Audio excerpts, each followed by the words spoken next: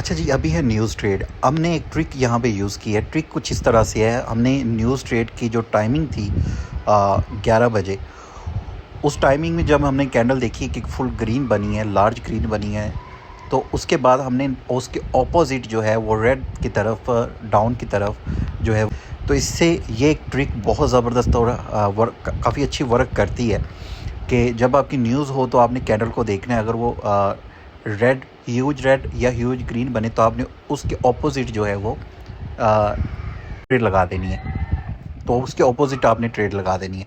तो इससे बेनिफिट ये होगा कि जब आप देखेंगे तो आपको 100% यहाँ पे शॉर्ट मिल जाएगा। बाकी आप हमारा फ्री में टेलीग्राम ग्रुप सिग्नल ज्वाइन करना चाहते हैं तो आप सर्च करें टेलीग्राम पे, तो आप ज्वाइन कर सकते हैं। तो यहाँ पे हमने 40,000 की लाइव अकाउंट के ऊपर ट्रेड ली है, तो यहाँ पे ये हमें विन मिल चुकी है।